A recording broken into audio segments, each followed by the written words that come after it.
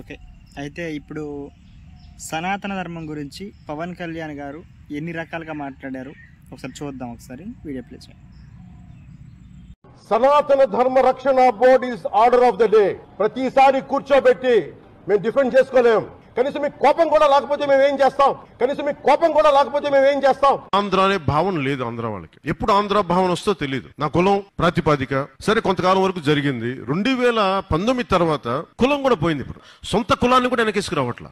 ఆంధ్ర భావన ఎలాగో లేదు. కనీసం కుల భావనను తెచ్చుకుని బాగు చేయండి రాష్ట్రాన్ని. నిజంగా మనస్ఫూర్తిగా అవుతున్నారు. నా కులం ఉంది, నాకెక్కడో మతం ఉంది. నా కూతురు క్రిస్టియన్ అబ్బా. నా కూతురు తల్లి తన మతాచారం ప్రకారం నా కూతుర్ని రష్యన్ ఆర్థడాక్స్ చర్చ్ లో బాప్టైజ్ చేయిస్తానంటే సంతోషంగా చేయించమని. మా నాన్న ఎలాంటి వాడంటే, మా నాయనమ్మ దీపారాధన వెలిగిస్తే దీపారాధనలో సిగరెట్ వెలిగించిన దేవుడు లేడు దెయ్యం లేదనే వ్యక్తిమత మా నాన్న. ఎందుకంటే ఇది ఆడేది కొద్దిమంది రాజకీయ నాయకులు వాళ్ళు కూడా ఎక్కువ మంది ఆడేది కూడా హిందువులే చెప్తున్నారు. అసలు ఇలాంటి గొడవలు పెట్టింది హిందూ నాయకులు తప్ప మిగతా నాయకులు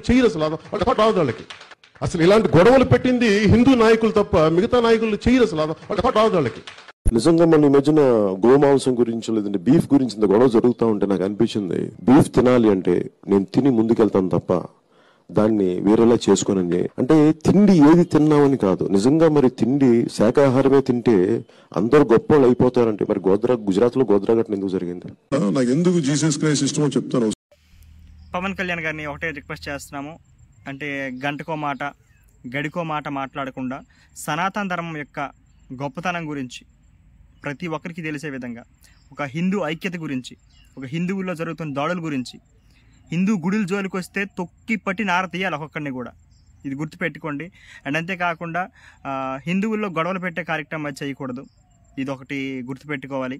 ఎందుకని అంటే మనం తన్నుకొని మనల్ని మనమే నరుక్కుంటే అర్థం ఉండదు. కాబట్టి మనం అందరం ఐక్యతగా ఉండాలి. మనల్ని ఎవరైనా మత మార్పిడి చేద్దాం అనుకున్న వాళ్ళు మాత్రం ఖచ్చితంగా మనం ఖండించాలి. ఇంకో రెండో విషయం ఏంటంటే మనలో మనమే గొడవలు పెట్టుకోకూడదు. ఆవేశం పుట్టించడం కానీ, మీకు ఎవరికి ఆవేశం రావట్లేదా తప్పండి. ఇది కరెక్ట్ పద్ధతి కాదు.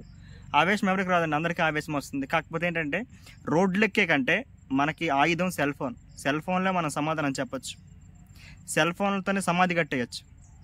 ఇది గుర్తుపెట్టుకోండి. పవన్ కళ్యాణ్ గారిని రిక్వెస్ట్ చేస్తున్నాము, ఇప్పుడు అధికారంలో ఉన్నారని చెప్పేసి మీరు చేస్తున్న కార్యక్రమాలు ఏవైతే ఉన్నాయో వాటన్నిటిని కూడా సక్రమంగా చేయాలని కోరుకుంటూ ఉన్నాం. ఇప్పుడు పవన్ కళ్యాణ్ గారు చేస్తున్న రోడ్లు కార్యక్రమం అండ్ మారుమూల ప్రాంతాలకు రోడ్లు అందించడం అనేది చాలా మంచి కార్యక్రమం. అండ్ ప్రతిపక్షంలో మేము ఉన్నప్పటికీ కూడాను ప్రశంసించాలి. చాలా మంచి కాన్సెప్ట్ అది.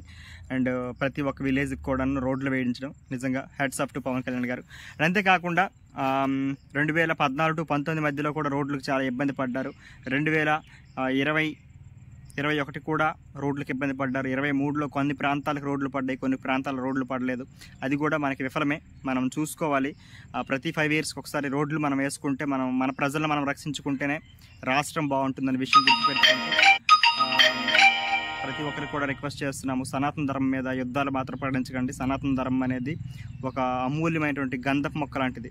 అని సువాసన పీల్చుకొని ఆ సుగంధాలను గురించి 10 మందికి తెలియచేయాలి. కానీ అది దానిలో గంజాయి మొక్కలు తయారు చేయొద్దు, ఆ వనాన్ని నాశనం చేయొద్దు. సనాతన ధర్మం అనేది ఒక పెద్ద సముద్రం. ఆ సముద్రంలో నుండి మనం కొద్దో గొప్ప తీసుకొని వాడుకొని మళ్ళీ ఆ సముద్రానికి మనం దండం పెట్టుకోవడం తప్ప ఇంకొక మార్గం లేదు. కాబట్టి ఇంకొక విషయం గుర్తుపెట్టుకోండి, సనాతన ధర్మం మీద యుద్ధాలు ప్రకటించొద్దు. సనాతన ధర్మాన్ని నాశనం చేయాలనే కాన్సెప్ట్ మైండ్లో ఉండొద్దు. ఇది గుర్తుపెట్టుకుని కోరుకుంటూ సనాతన ధర్మాన్ని రక్షించే విధంగా మరి కొంతమంది నాయకులు తయారవ్వాలి. యోగి ఆదిత్యనాథ్ లాగా సనాతన ధర్మాన్ని నిలబెట్టాలి. అటువంటి సనాతన ధర్మాన్ని గురించి ఎవరైనా సరే కారు కోతలు కూసిన, రోడ్లెక్కిన తొక్క తీయాలని చెప్పి కూడా తెలియజేసుకుంటూ, సనాతన ధర్మం అనేది అదొక వ్యసనం అన్నమాట సనాతన ధర్మం. ఎందుకంటే ఆ వ్యసనం అనేది ఆరోగ్యానికి మంచిది, వ్యక్తిగతంగా మంచిది, ప్రజలకు మంచి చేయడం. సర్వే జన సుఖినో భవంతు అనేది ఒక్క హిందూ ధర్మమే. ఇదే గుర్తుపెట్టుకోమని తెలియజేసుకుంటూ దయచేసి పవన్ కళ్యాణ్ గారిని రిక్వెస్ట్ చేస్తున్నాం, ఎవరిలో ఆవేశం పుట్టించొద్దు యువకుల్లో. అండ్ ప్రతి ఒక్కరిని కూడా శాంతంగా ఉండి ఉద్యోగ భద్రత కల్పించండి. ఈ పథకాలు మాకు ఎవరికి అవసరం లేదు. ఉద్యోగ భద్రత కావాలి, ఉద్యోగాలు ప్రకటించండి. ఒక 20 లక్షల ఉద్యోగాలు తీసుకురండి, యువతని ఒక మంచి దారిలో తీసుకుపెట్టండి. నిజంగా మీ బాటలో పాల్గొంటామని తెలియజేసుకుంటూ శుభం. జై జగన్.